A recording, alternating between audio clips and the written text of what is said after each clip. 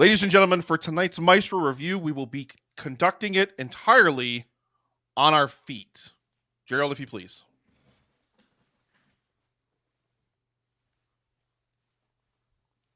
I should have had a stick. Nailed it. What's it called? It's not called a stick, is it? I should have had a stick. Wow.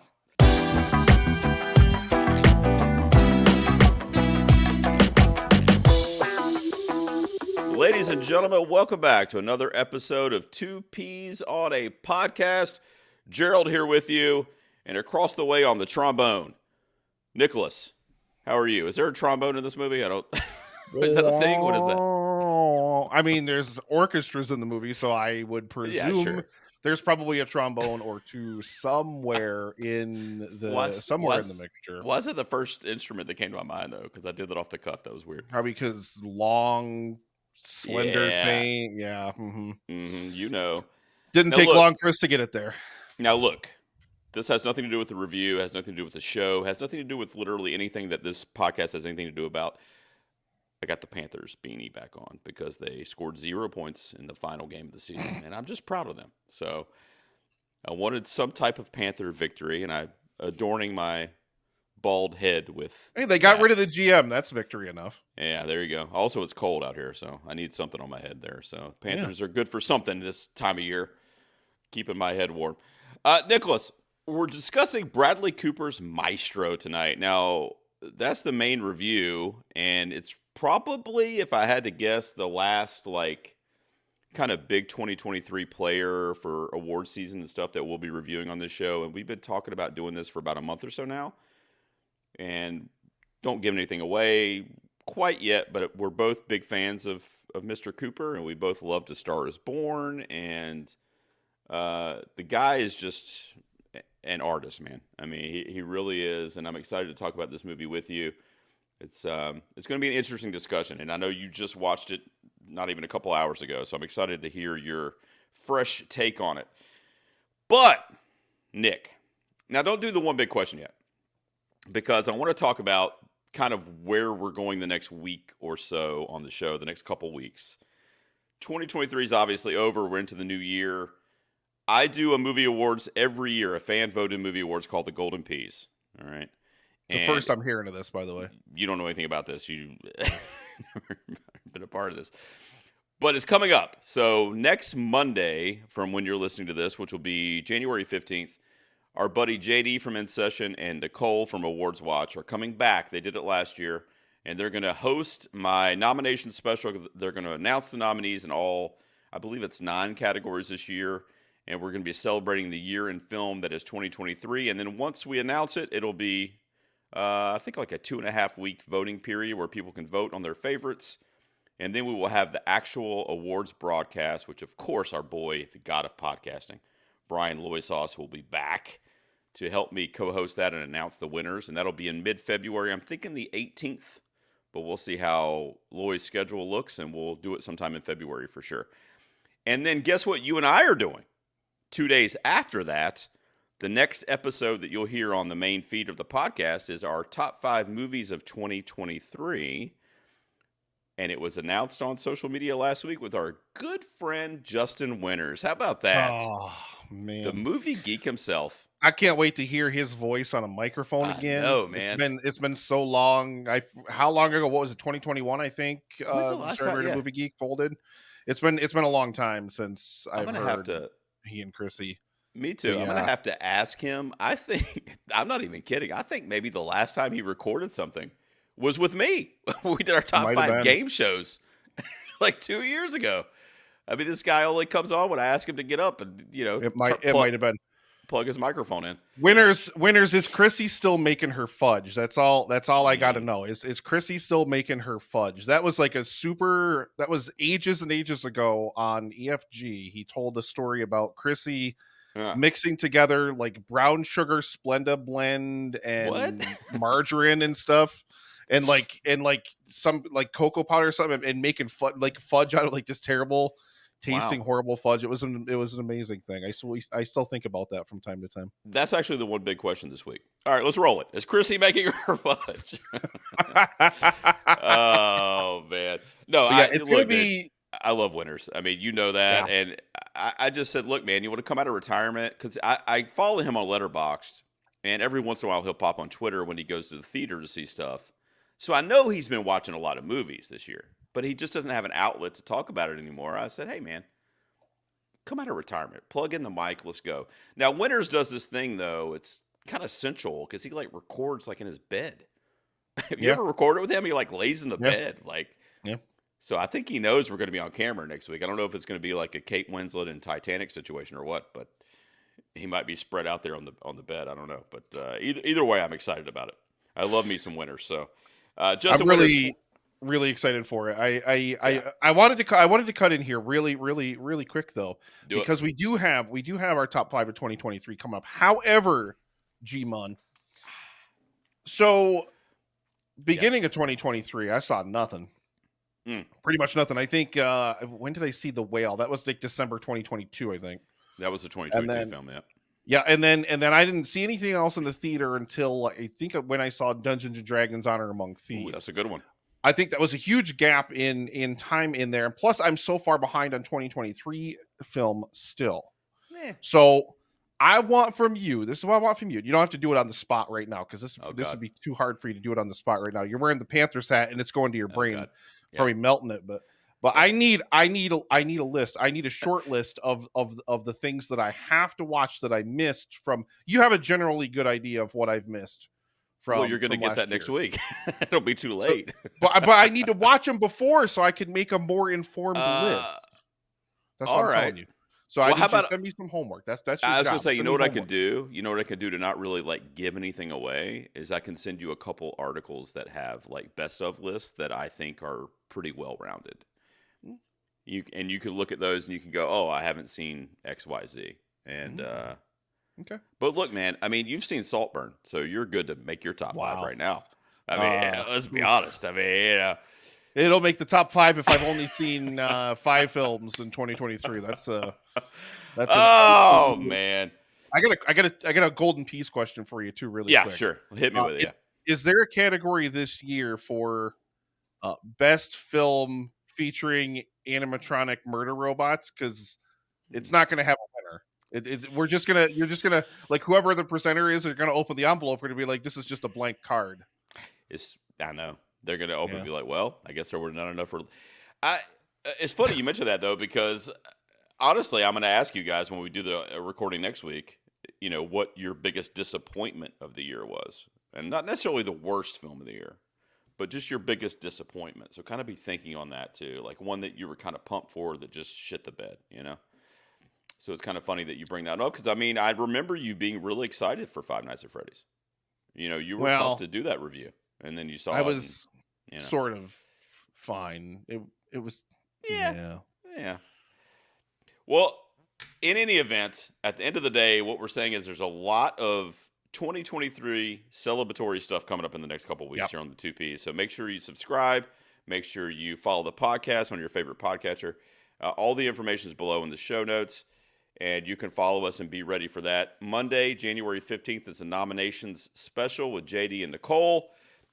2 days later, our top 5 movies of the year with Justin Winters will be out.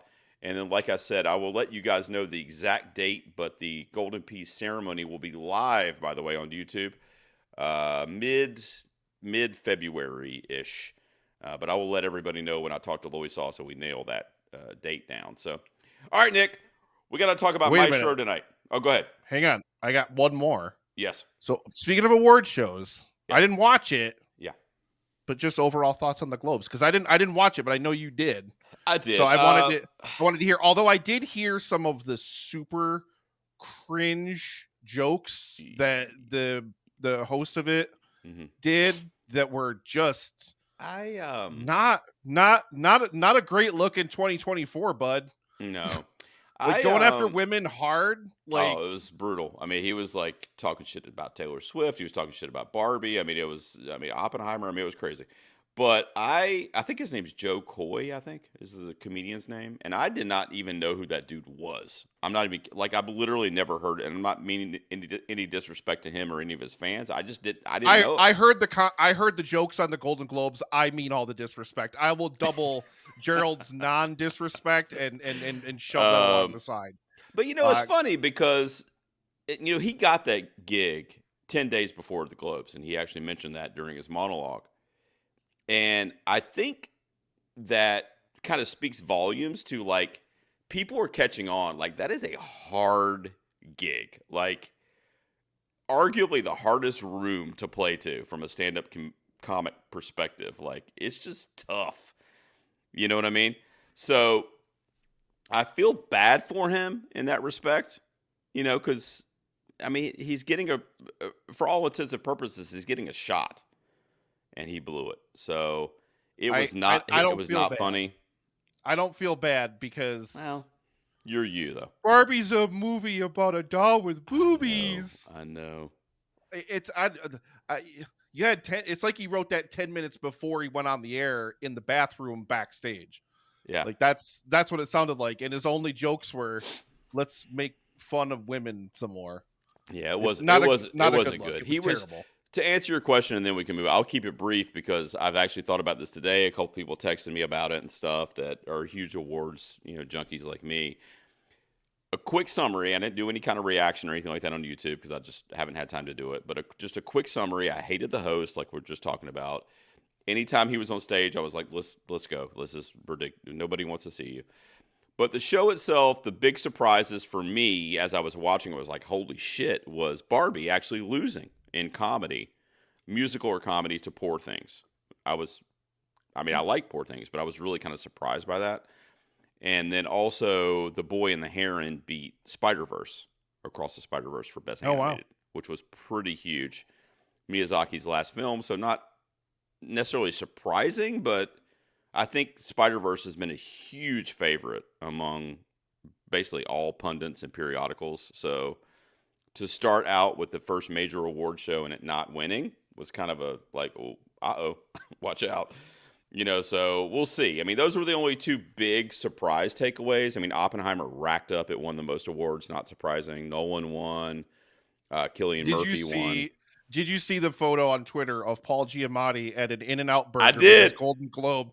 I about died laughing. That's like that's perfect. My God, just so and he's got good. it sitting right there on the table, sitting right there on the table, just eating an In-N-Out burger. I saw that today, and I texted my daughter because she's in California right now. She went on a trip there before school starts back because she's thinking about moving there when she graduates. And I told her, I'm like, you got to go. It made me think like you got to go to an In-N-Out while you're out there because they're only on the West Coast. But yeah.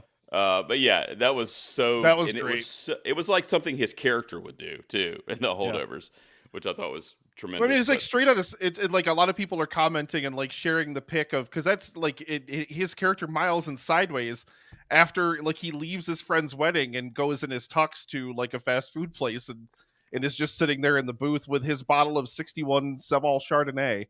Yeah. Or whatever it is. Right. I can't remember the exact thing, but yeah, I remember. Yeah, like his bottle, that vintage bottle of wine, and he's just sitting there pouring it into a plastic cup, and so people were like linking those two things together too. I just thought it was that's good stuff. That was amazing. I didn't mean to detour us on so many different things, but it's okay. I mean, he won for musical or comedy for The Holdovers. Cillian Murphy won for drama for Oppenheimer.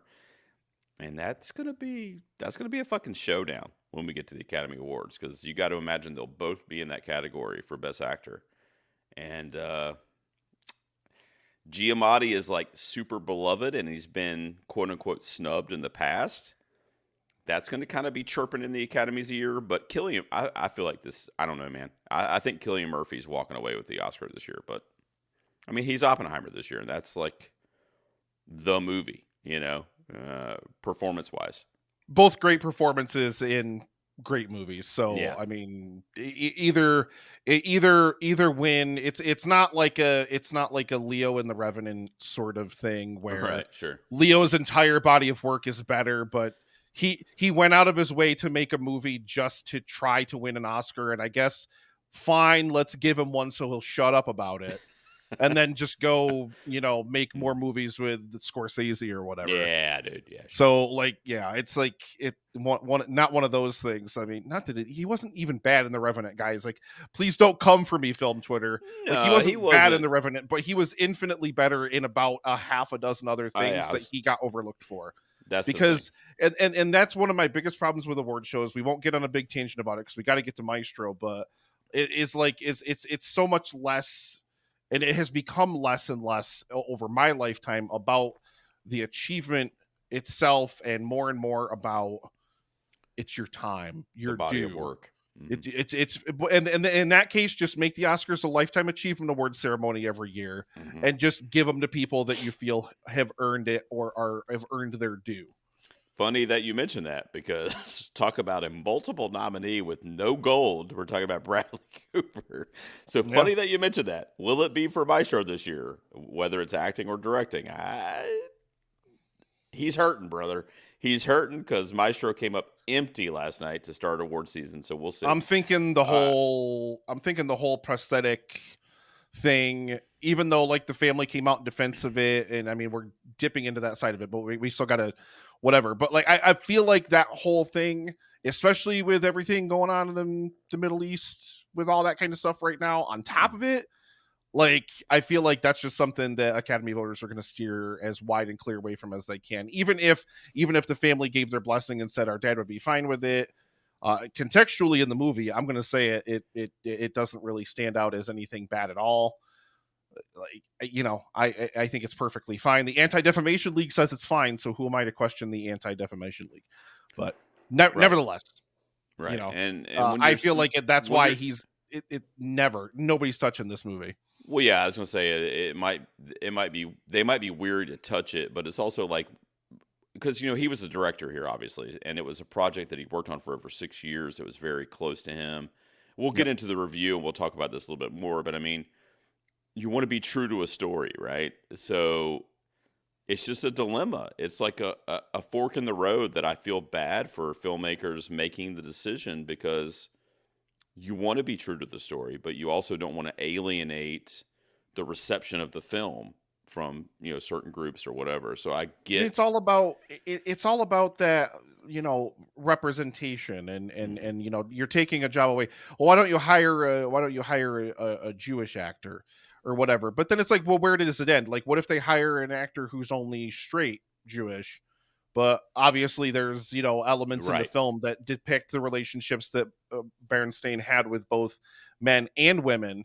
So like it's like if you cast, and then it's like I said, where does it end? It's this never ending conversation of like representation and things like Yeah. that, and that And it's a versus actors wanting to just act tell and the story, and right? play a role and portray a performance and things like that. So And it's a conversation that should be had. I mean, I'm not saying that. I I don't think agree. you're saying that, but it should be had. But it's kind of like you said. It's like you get down to all these different like kind of sub things that are layered, and it's like Bradley Cooper was extremely passionate and close to this project, and Yeah. we'll get into it in the review in terms of his performance and stuff. But I think Yeah.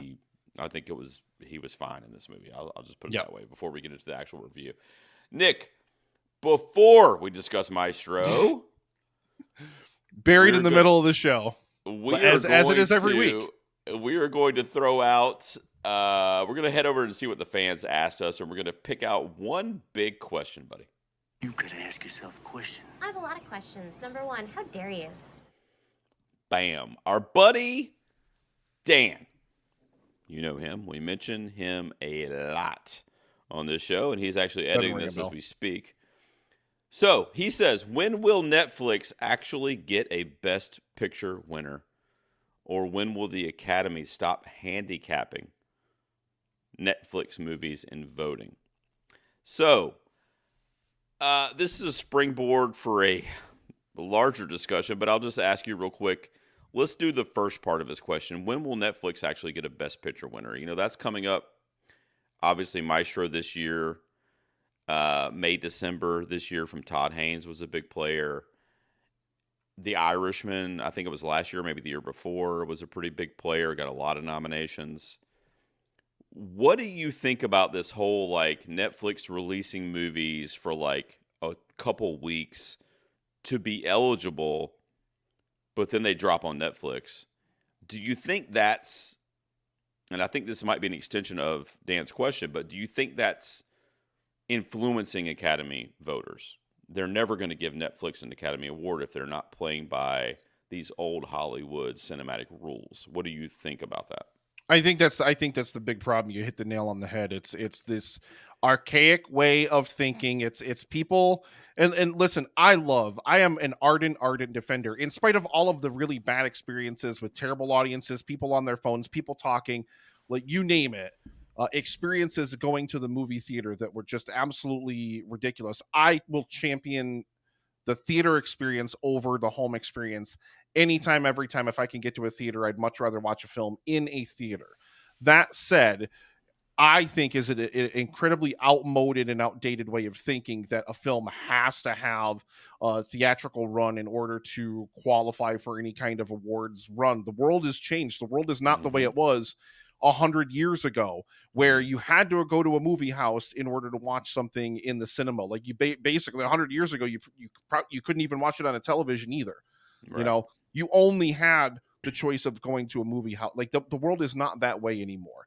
Right. And I think that, you've got these, it's not just Netflix either. You've got like Apple, you've got Amazon, you've got all these different companies, these streaming services that are making these big prestige pictures and everything. And I think that, art's art, man. Like you're like trying to make it apply like and adhere to these outdated rules. It's literally, and for all the moments of you and I that standing on our lawn shaking our fists at the kids, this is one moment where we're yelling at the old Hollywood system and the old, like this is like Cannes too. This is like art festival, like film festival type crowds and stuff like that, because this is big at Cannes and all that kind of stuff too, where like literally, like, go back in the house, old man. Like, stop shaking your fist at the kids on the lawn. Like, it's okay if there's a movie on a streaming service. It doesn't have to have a theatrical run to qualify for whatever. And in fact, like, I mean, movie theaters today, and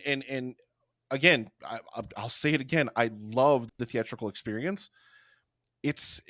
Unless you have a chain near you, or unless you have a movie house near you that literally gives you a great experience, IMAX, like 40X, Alamo is a great chain that really cracks down on phone usage, talking, all that kind of stuff like that. If you have if your only choice, like me, you live in a market like me, or like a lot of people in this country and around the world do, where your only choice is between a crappy movie house and a crappy movie house where people talk, it's cold, it's drafty, people are on their phones. It doesn't, you can go tell management all you want, nobody cares. Like, there are a bunch of kids making minimum wage, they're not going to go in there and start a fight with somebody that's on their phone or whatever.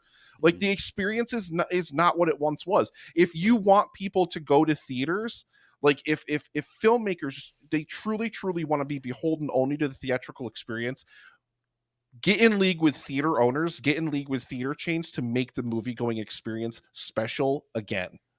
Get in there, so you crack down on people that are on their phones, crack down on people talking. Do things like Alamo does, and like some other movie houses do, where they have whole menus and stuff like that they bring you out food. Like, adapt it to the modern, like to the modern sensibility, to the modern kind of sense of living and things like that. Like, just going to the theater nowadays, with so many other options, with so many other ways to watch things. I mean, like I said, I think it was Five Nights at Freddy's. I mentioned that earlier. It genuinely, not even because of the quality of the film, but because of how bad the experience was, it genuinely made me question why I didn't just watch it on Peacock, because it was on Peacock the same day it launched in theaters. I would have had a much better time watching it at home. Yeah, no, I agree. I'm a person that is very, very in the middle when it comes to this debate, because I have young kids. And then on top of that, all the stuff that you mentioned about the experience, like, I have an AMC Stubs membership, which is similar to the one you have with Regal. Probably it's like $20. I used to have AMC when I lived down in Endicott. But no offense to people that work at my AMC here where I live, but it sucks. Like, I don't like the food there. just like 1 out of every 5 or 6 viewings, something's wrong with the sound or the projector or like whatever. I mean, it's never like a guaranteed great experience, you know? So you look at a movie like The Killer, which we did, which came out on Netflix, and I went to see that in Alamo, and you were mentioning Alamo. And I'm so glad that I saw it on the big screen. I like that movie a lot more than you did, but I'm glad I got to see it on a big screen.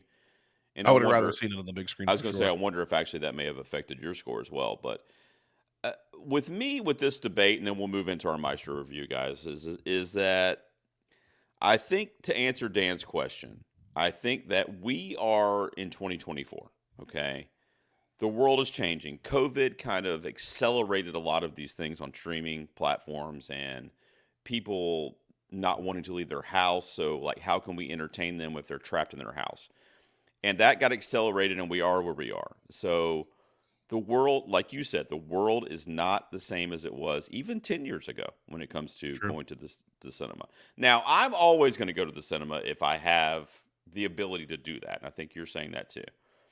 And you hope it's a great experience and, you know, whatever. But to answer Dan's question, I think the Academy is going to be a long time, like 100+ years from now, that they're going to be able to look at it through that lens and look at it that way. They're always going to kind of look at it from a cinematic, old school Hollywood way.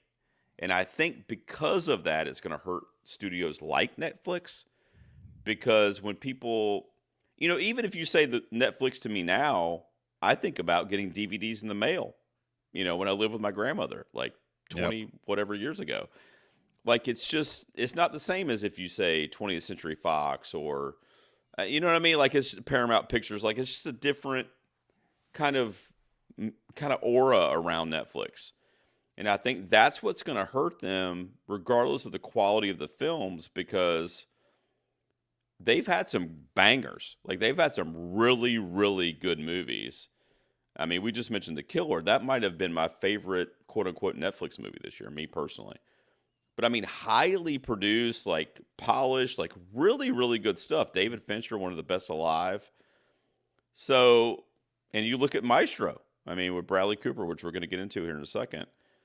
I just don't know, man. I don't know how long it's going to... My answer to Dan is I don't know, because I don't know how long it's going to take Netflix to overcome that stigma of being a streaming service versus a cinematic production house.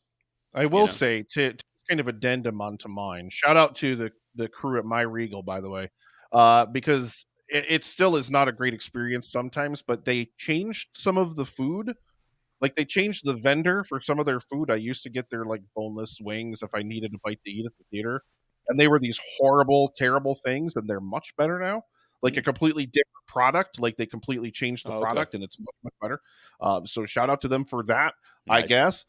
But, like, That's a addendum to that, start. like, a more realistic, a more practical answer to Dan's question is soon. I think soon, and here's why. Look who produced this movie. Spielberg, Scorsese. Now, I know they were both attached to direct it at one point, and different things. I was reading some of the history of like the making of this movie and things like that, previous to the recording here. But, you know, I mean, we're like, you still got your stalwarts like Nolan and like Denis Villeneuve, who like are like still like out there, because I mean, basically because entertainment reporters love to get clickbaity headlines, so they bait them with questions about it. Same reason people ask Scorsese about superhero movies. It like people, you realize like Scorsese only talks about it because these film journalists like bait him into it to get a clicky headline. Like, Yeah, that's sure. literally the only reason they ask him those questions. But I think like you look at the caliber of talent that you have, like the filmmakers that you have making films for studios like Netflix. You think of the history of all major awards. They are essentially like popularity contests to a degree. They are essentially about awarding, in some ways, who's due. All you got to do is hit that right combination of the actor who has not had the accolades they deserve over time, put them in their dream project with a great director, whatever else it is, and cha-ching, There you go. Somebody's going to get it because they're due. I think And I think I say by 2030. I'm going to put it out there. I say by 2030 for Netflix to get a Best Picture. Yeah. What's funny is that I'm pushing against that a little bit mentally, just because I don't know. There's just something about the Netflix brand that I feel like they're going to have to really work to overcome with a group like the Academy, not necessarily the Globes or the Screen Actors Guild or Critics' Choice, or I mean none of that Listen, stuff. But the just more the of them, Academy.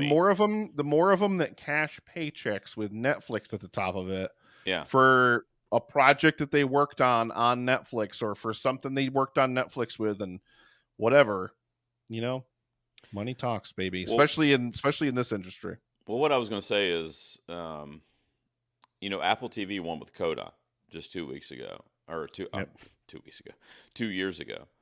And they have a huge player this year with Killers of the Flower Moon, which is Apple TV.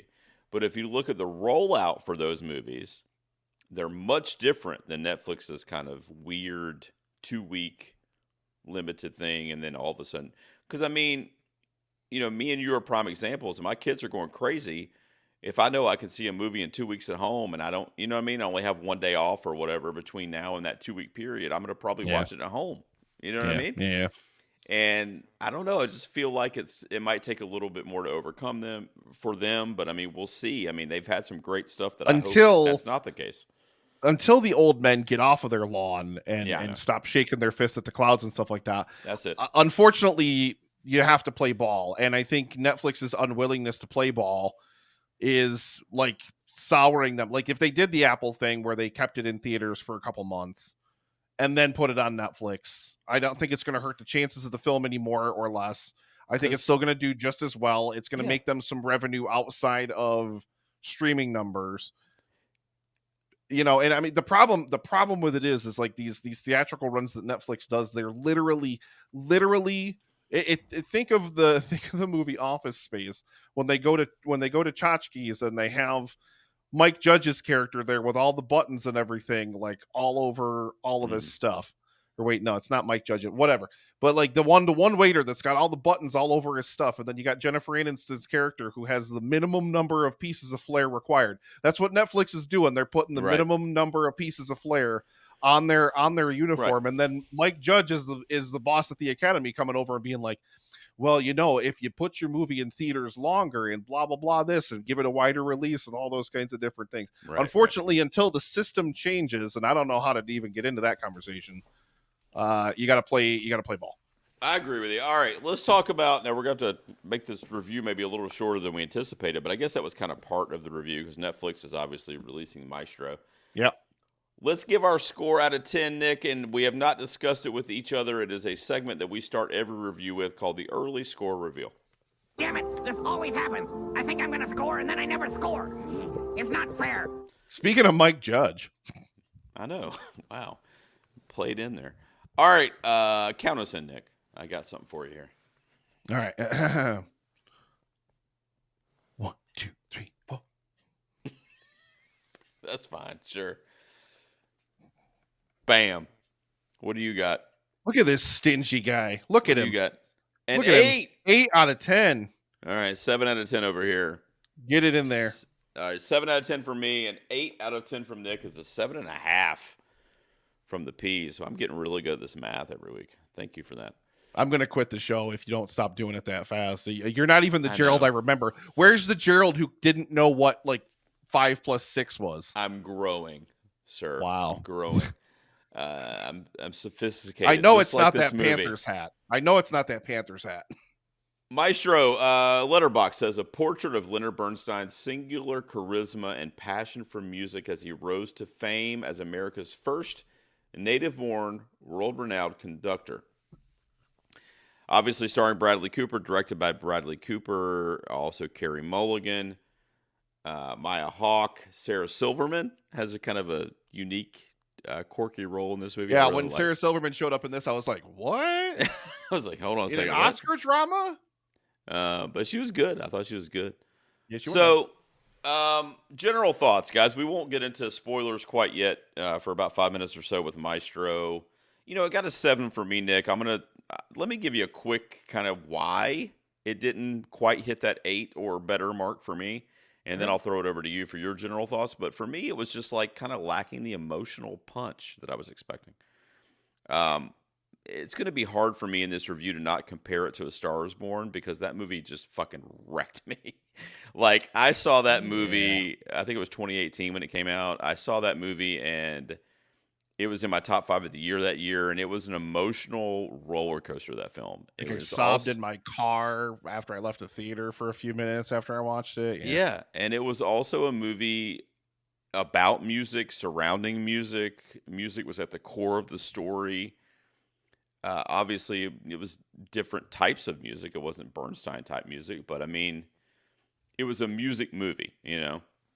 And it was just super emotional. And I was just like really affected during that viewing of it. And I still am when I rewatch it. But with Maestro, I just didn't get that. I got a really like intriguing story of this guy that I knew very little about, to be honest with you. I mean, I knew his name, I knew who he was, I knew that he was a famous composer. I knew him from the REM song, which actually comes up in the movie. We'll talk a little bit about if you want. Yeah. Yeah. Yeah. But I didn't know, anything about his life. I didn't know about, the homosexuality stuff. I didn't know about any of the personal stuff. I didn't really know much about his wife at all. That's portrayed by Carey Mulligan, who ironically is the best performance for me. It's not Bradley Cooper, it's her. I think acting wise, she literally, I'm just in awe of her as an actress. I mean, she just absolutely just slayed this role. But my admiration for this film, and the reason I think it's important to say this is because it's much different than my admiration for like A Star Is Born. So A Star Is Born for me was one of my favorites because of my emotional connection to it, the story, the performances, and just how it made me feel. My connection to this film, or my admiration for this film, comes really from the craft and from the technical, the different technical things involved in this movie, which were great and one of the best of the year easily from a technical standpoint. But I just was never able in the 2 hours to really connect emotionally to anything that was happening. I don't know. I mean, I'm not saying it's the movie's fault. It's probably my fault. But I'm just being honest with you. It never hit with me the way A Star Is Born did. And I hate to keep comparing the two, but I mean, that's his, directorial resume right now. Right. Right. Yeah. But I do love him as a director. And I think that technically, whether you're talking about set design, I mean, even just the abstract kind of keen eye that he had as a filmmaker with a lot of the shots in this film, where it was almost like he was thinking it and like related onto the screen for us, as Bernstein was kind of thinking it, and then it kind of came to like, oh, okay, it's transforming from a thought to what we're actually watching. He did a lot of really, really great things in this film from the director's chair, and his performance is good. I mean, don't get me wrong. I mean, what, are you kidding me? I mean, he absolutely fucking embodied this guy. So I'm not taking that away from him, but I just didn't. I don't know, man. It was just missing that emotional piece for me. What do you think? Go ahead. General thoughts before we get into spoilers. I don't disagree with you. That's why the film only gets an 8 for me, because so did it resonate with me emotionally a little bit in a couple of ways? Yes, but it didn't have that complete and total through line for me where it pulled me into it 100% emotionally. So we have that same disconnect there. My score is just a little bit higher than yours. And I was really sad to see that it didn't win at least one Golden Globe, and that it's not getting the love that it deserves for Carey Mulligan, because she is unbelievable in this movie. She is, I mean, like, and first of all, like, let me just put it out there. The reason why it gets the 8 is the masterclass, the straight up clinic that Cooper and Mulligan are putting on in this film. And say, like, I don't think you're giving Cooper's performance enough credit in this movie, to be 100% honest.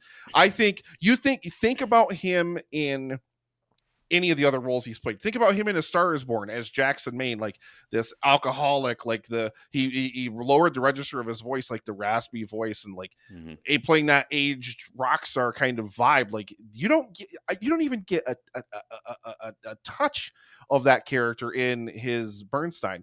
Like it's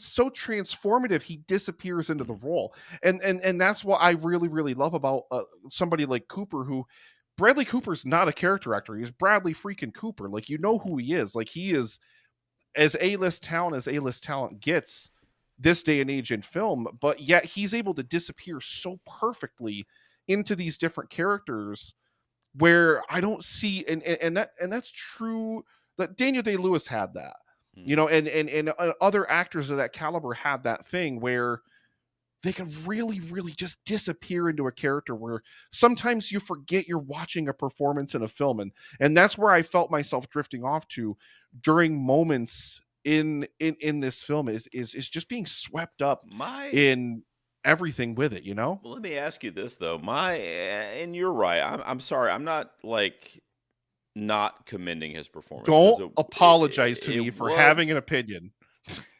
No, but I don't want you to mistake my opinion, because I do think that his performance was phenomenal. I think the direction and the, pardon the pun, the conducting behind the camera was a little bit better. So if you're like that, I would agree with Bradley direction versus Bradley acting versus each other, I'm going to pick directing. If I'm giving him an award in this film, one over the other, I'm giving him directing. Yeah, for this me too. And also, he's got Cillian Murphy and Paul Giamatti to deal with, so he's not going to get it anyway, unfortunately for him. But same question about A Star Is Born, though. Which do you give him for A Star Is Born, directing or acting? You know, I mean, for me in that movie, it's probably acting. And agree. You know what's funny is that he got nominated for actor, but not director. And a lot of people thought it was a snub for director. He deserved to be nominated for director for that movie too. Like, don't get me wrong, but his performance in that movie is what incredible. I wanted to say, not to get off track with my train of thought here. I got the Panthers beanie on. I got to be quick. What I was going to say is, like, in Maestro, I liked the movie. I mean, it's a 7. I liked it. But I just felt like it wasn't cohesive with what I was supposed to be feeling or focusing on. Like, there were a large portion of the movie was dedicated to his relationship with Felicia, which I found fascinating. I found that very romantic and very old school, you know what I mean? Like the old jazz days. And like, I just kind of had that vibe with them, especially in the beginning, in the black and white scenes when they first meet each other and they're kind of sharing their loves with each other. For him, it was music, and for her, it was acting. And they're kind of sharing that. And she makes him do the acting lesson. By the way, we're into spoilers. Did we do that, Nick? So spoilers going forward. Anything we talk about the rest of the night. Spoilers for this biopic about this person who died 30 years ago. Yeah, so anything Maestro related, you'll be spoiled. But there was a lot of stuff devoted to that, right? And then we had the stuff, obviously, with his composing and his music and the legacy there. And when he gets his big shot as a young kid and, you know, ends up just becoming kind of this phenomenon. And then there was also this kind of like subtext of kind of like their character and the type of personalities that they had, which were larger than life. And they were throwing these parties with the fucking Snoopy balloon at the Thanksgiving parade going by. But that's just kind of the life they lived. You know, we look out our windows and we see, you know, an 18-wheeler or whatever, you know, it's nothing glamorous. But the life that they live is, you know, they have this penthouse at the Macy's Thanksgiving Day Parade. So it was kind of all over the place thematically for me. Like I never really knew what to like hone in on. Do you know what I'm saying? In terms of like, what am I connecting to here? What story what's the most important part of this story? And I don't feel like I ever got that, because then we get to the last act of the film and it really kind of transforms to Felicia's story, really. Mm-hmm. Because, you know, she has cancer that she's battling, and a lot of the emotional heft of this movie, at least for me, comes in the end, and it's not even around Bernstein. It's around Felicia and her kind of acceptance with where, you know, that she's going to die, basically. and kind of coming to terms with that when her friends come to visit her, and she, was this old Hollywood diva her whole life, and they come to visit her, and she's just sickly broken down, person on the verge of death, and that was where I got a lot of the emotion from. Which I don't know, but do you get what I'm saying? Like, it's called Maestro. It's a Bernstein movie. I don't know. It was weird that the heaviest component of it for me was through Felicia emotionally. Yeah, I no, don't I know. I get it. just feel like that's I don't know. What do you think? I mean, that's kind of what was strange for I me. think she is the emotional core of the film. I really, really do. I think the film, I think it has some pacing issues there in that middle part too, where they're fighting, like, as well as you mentioned, they have the fight at the penthouse there, Yeah. where it's like she has this moment where she kind of like breaks down, and she's like, I don't know if I can survive. Like, maybe, like, or she says like she fooled herself into thinking she could survive off of like the little bits, the little Yeah. crumbs that he gives her in Right. terms of like attentions, affections, and what have you, because obviously he's bisexual. He's got a thing for dudes. He's got a thing for, whatever. So that whole thing to me is over too quickly. I think if the film's central conceit is the relationship between Lenny and Felicia, I feel like that conflict was resolved too quickly. And Mhm. I don't think it happened that way in real life. I was reading some on him after I watched the film, because, Mhm. like you, I didn't know a whole lot about his life, and they separated for a brief time, until she found out she had cancer, and then he came back to her and, like, stayed with her until she died, and took care of her and everything. Like, that part is all very, very true. But, like, I feel like that is it's like it's a thing, and then all of a sudden it's just not. Like, he gives this really impassioned performance of leading an orchestra in I forget what it was The now. cathedral or whatever. Yeah, at the cathedral or whatever. It's like a really, really moving performance. He's extremely passionate and everything, which I really, if you talked about the direction of this movie, just to swerve in that direction really, really quick, that scene is basically a kind of microcosm of the entire direction of this movie. That's the If you think about the energy, I mean, that they have in their performances in the black and white stuff that's in the 4:3, Mhm. and the way it kind of cuts frenetically between different things and moves frenetically between things. Cooper's Bernstein himself moves, and it is so animated and energetic. Like, that's really a microcosm of the direction that Cooper used for the entire film. But I don't know. Like I said, I think it maybe had some pacing issues there in that part of the movie, and I think it's easy emotion to elicit for you, for me. Like, that part got me a little bit emotional too, but I was more emotional, I think, Which not part? because The, I the was so cathedral attached. performance? No. After that, when we find out she has Oh, cancer, okay. Yeah, yeah. that's easy emotion to elicit from yourself or from me, because we've been affected by it personally. We've had, close friends and family members die from cancer. So, like, it always affects me when I see that kind of thing on the screen, you know?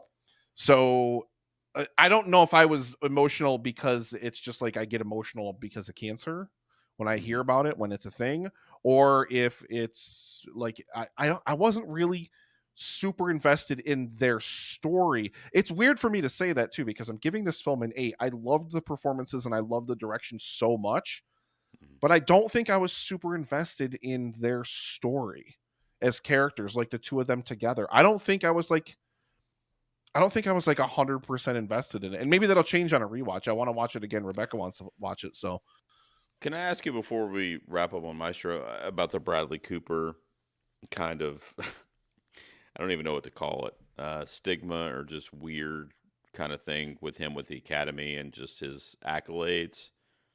So he's been nominated 9 times, and this is pre Maestro. So I would be literally on the floor if he didn't get nominated this year for something. I mean, he's going to get nominated this year. So you're looking at a minimum of 10, maybe even 11 if he gets into director, which I think we're both saying he really should, to be honest. So 10 to 11 nominations, no wins. All right. Do you think that becomes a thing after a while? because, I mean, for him, I'm talking about when he's making Maestro. So I'm asking your opinion. Now, of course, he's not going to say. We're not going to know what's going on in his mind because he's probably never going to tell us. In fact, he went on Howard Stern. Did you see that a couple months ago? And Howard Stern said, hey, if you could have the Eagles, because he's a huge Philadelphia Eagles fan, if you could have the Eagles win the Super Bowl this year, or you win an Academy Award for Maestro, which one are you going to pick? And without even thinking, he said Eagles win the Super Bowl. I think I did see that clip. I think I did see that clip on YouTube. Which tripped me out. But do you know what I mean? Does it get into his psyche as a filmmaker? What's your opinion of that? Because, of course, we don't really know the answer to that, but I'm just wondering what you think. It has to be somewhere in the back of his mind. Do I think it necessarily affects the way he approaches his craft? I don't. I think he has to think about it on some level because it's acting's highest honor. You like if you to bring it back to a football metaphor. I mean, Cooper's almost perfect. I mean, he's got to be an Eagles fan. It's like the one flaw that he has. I mean, I know you love that. Yeah. If you want to become a professional football player, you want to play in the NFL. What's your goal? Win the Super Bowl. Mm-hmm. If you want to be a professional hockey player, you want to win the Stanley Cup, so on and so forth. If you become a professional actor, if acting is your thing, and you've risen to the ranks of being an A-list actor and director, you want to win an Oscar. It's acting's highest honor. It is the ultimate recognition from your peers of their respect and their acknowledgement of your craft, your hard work, your passion, your dedication, all those things. Mm-hmm. So yeah, like that's always gotta be, like I said, do I think he's trying to win an Oscar or like thinking about like when he crafts a performance or when he thinks about something in terms of direction? I don't think he's trying to win an Oscar in terms of like performance or direction, but it has to play in his mind. I agree about with you. That, you know? I agree with you 1,000%. And the reason I ask is because I don't know if you've seen it in the last like month or so, but he's gotten a lot of hate on Twitter, which is like unfounded. Like I hate it. Like I'm like, what did he ever do to you guys? Not even film Twitter, but just like random. It's because Twitter is little a toxic corners of the world that for are everything. Like, but they're like saying, the cathedral scene where he's conducting and he learned over several years to learn how to conduct an orchestra so he could recreate that scene. Mm-hmm. And I've seen people on YouTube who have done split screens of Bernstein actually doing that cathedral performance versus Cooper doing it. And it's just fascinating to me. I look at it as he's not trying to win an Academy Award. He's trying to be as true to the story as he possibly can be as a storyteller. I mean, that's how I see it. And I just think it's really unfortunate that there's different pockets of, whatever entertainment industry that's like kind of trying to take him down for that, because saying he's a tryhard, if you will. I mean, that's essentially what the translation is for a lot of these haters online, is that he's trying too hard to win an Academy Award, but no. Kind of like what you said. I don't think he's doing it for that reason. Tune in. Go find yourself a copy, digital, physical, buy physical media. Go on Amazon, buy yourself a copy of The Revenant from Alejandro Inarritu, starring Leonardo DiCaprio, who is so desperately trying. Like he's a vegan and he like ate raw meat. Yeah. Like in terms of like his dedication to this role and everything like that. That's try hard. Like, and I love Leo. I will worship Leo, like up, left, right, everything. I love Leo, but my God, he was just like, please give me an Oscar when he did that performance. And finally they were just like, all right, fine, take it. I hope that Cooper never gets to that point in his career. I don't think really, it was really for Maestro talented. Even close though. Like, but here's the thing.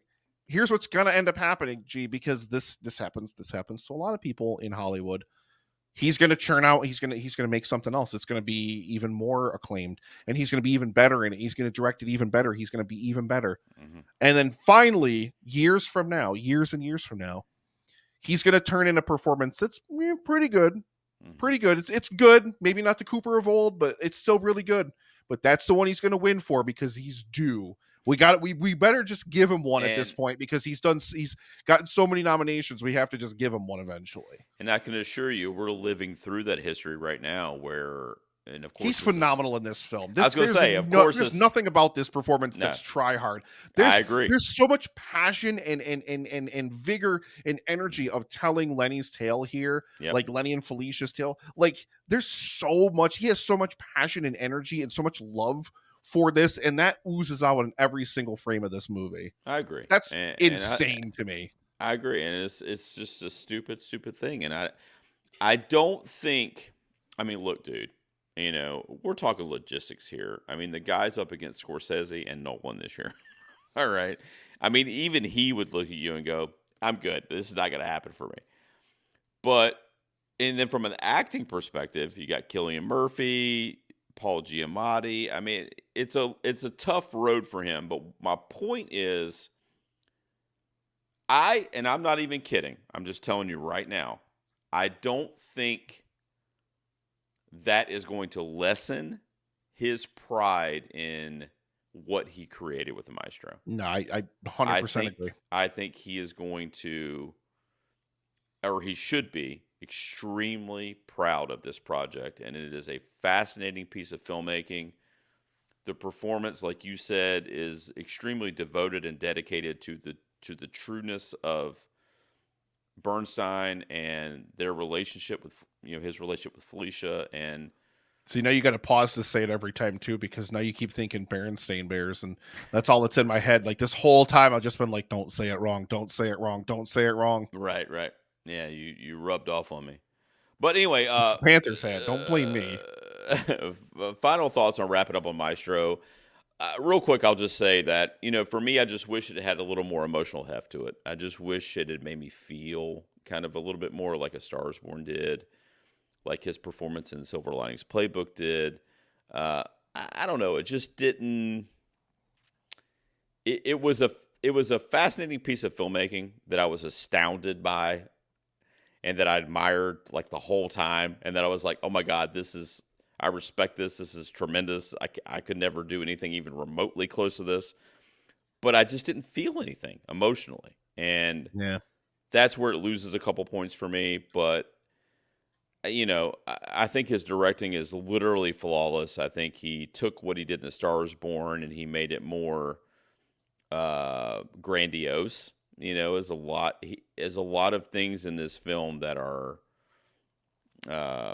really like he's experimenting, and I respect that too. I respect that he has the balls to be like, I'm going to do this weird sequence where I'm thinking that I'm entering the theater, but I'm in bed with my lover, but then I'm actually in the theater and it cuts to me. You know what I mean? Like, I like that he did that. Like, do it, man. Like, make your mark, like add to your resume. I think it's great. And I love him. I absolutely love him. I cannot wait for the day that he is on the Oscar stage. I don't know if it's bad timing or if it's the Netflix thing or I don't know what it is, but I just feel like he's going to get left in the dust again this year, which sucks because, like we said, that'll be like 11 nominations with nothing.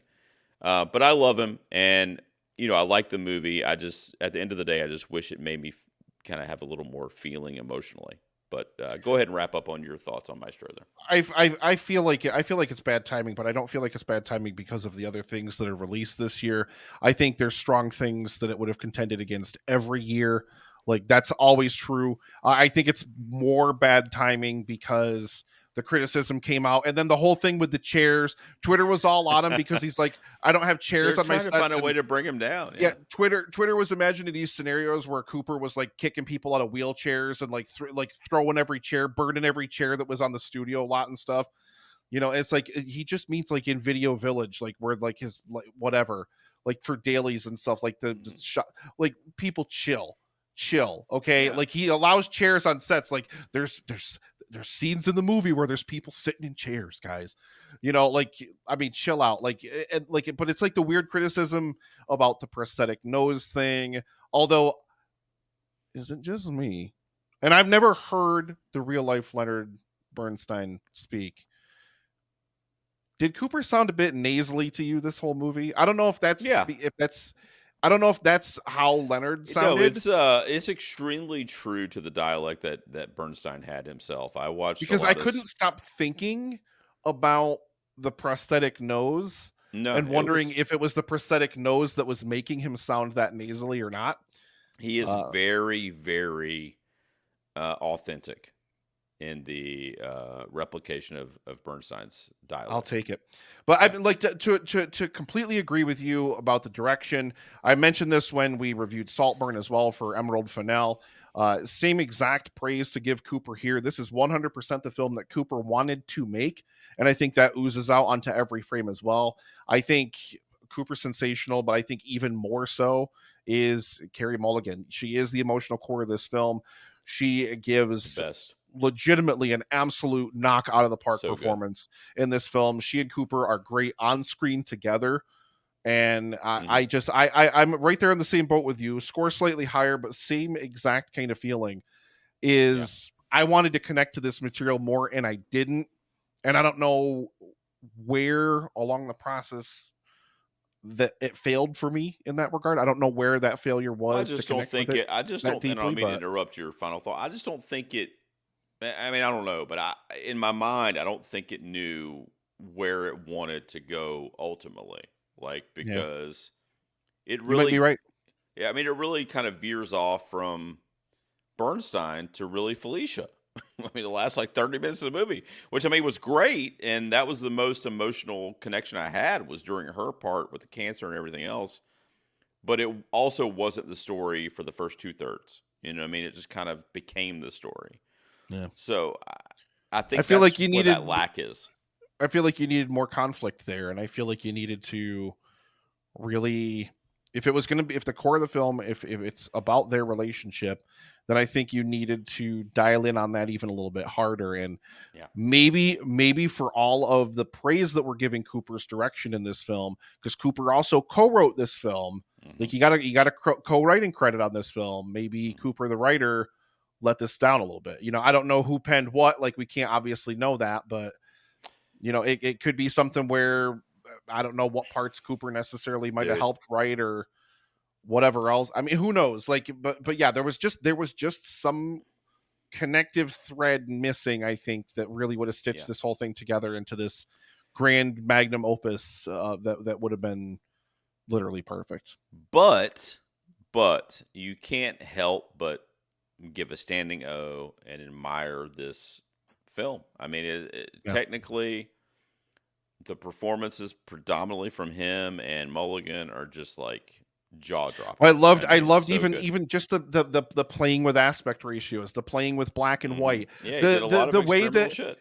the way that the scenes in the 40s and 50s were shot with the Dan calls it the fast talking high trousers kind Mhm. of dialogue. Like it kind of tapped into like that old school I agree. screen mentality where it feels like it's a little bit older of a film there, and then it kind of the how it's stitched together into all one movie with like the modern stuff, the more modern stuff, which is in the widescreen and everything like that, is Mhm. really really great. I agree. Like it's got a lot of really really really great flourishes. I agree. I agree. So I yeah, 8 out of 10. I loved it. I stand by it. I loved it. And 8 from Nick, a 7 for me, puts Maestro at a 7.5 overall from the P's.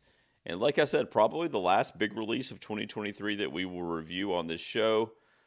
All right, there you go. That's our discussion on Maestro. Next week, Nick, let's get our boy Justin Winters in here in some silk pajamas laying on his bed. Oh And yeah, we'll talk to that dude. better not be wearing those silk pajamas. And we will discuss our top 5 movies of 2023. And in P's fashion, we will probably round out our top 10s, but stay tuned for that. You never know. I'm gonna do a top 9 just to Actually, Winters already hit me up. He texted me. He said, "Hey, dude, I can only do 5?" And I'm like, "Yeah, man, but round out your top 10. You're on the P's." So he knows better. He should know. He knows the format of the show. He's bringing us 10. Man, it's gonna be weird. So- It's because it's been so much of the review format and doing I know. this. We're gonna Yeah, we're we gonna gotta get go back to into the old list school. form. Yeah, I It's know. gonna be weird. It's gonna be weird. It's Gerald's gonna gonna be have the worst takes of and all. we'll I'm have telling to. you now. And we'll have to do this for live Thanksgiving's gonna stream be too. high up there. It's gonna be terrible. It could be. Thanks. Oh God. Oh God, I can't wait to hear you just cringe in your seat when I put Five Nights at Freddy's as my number 3. What if? Will you invite winners back on the show if Flash is his number 1? Oh God. I mean, I love winners, so sure, why not? We could show him the error of his ways. All right, let's do that next week, Nick. We will talk about our top 5 movies of 2023. Don't forget, guys, please subscribe. Please follow the podcast if you listen on audio, because not only are we doing our top 5 movies of 2023 next week, but we are starting the whole run for the Golden Peas. And JD will be here from In Session, Nicole from Awards Watch, and we will announce the nominees. And then voting will be open. That is 2 days before this episode for the 2023 movies drop. So please subscribe and get ready for all of that action as we celebrate 2023 at the movies. Nick, me and you, Sunday night with Justin Winters. And we will do our top 5 movies of the year, buddy. I'm excited. I'm looking forward to it. And as always, I love you, brother. Love you, man. I'm gonna go on Amazon and order myself some silk pajamas now. Figure we all should just do the pajamas just to get ready for it. I'll be cold out here though. That won't solidarity with winners. Oh, we'll get you a little a little blankie, but make it cold. sheer. All right, or that's something. fine. We'll figure it out. All right, man. I'll see you next week. I love you.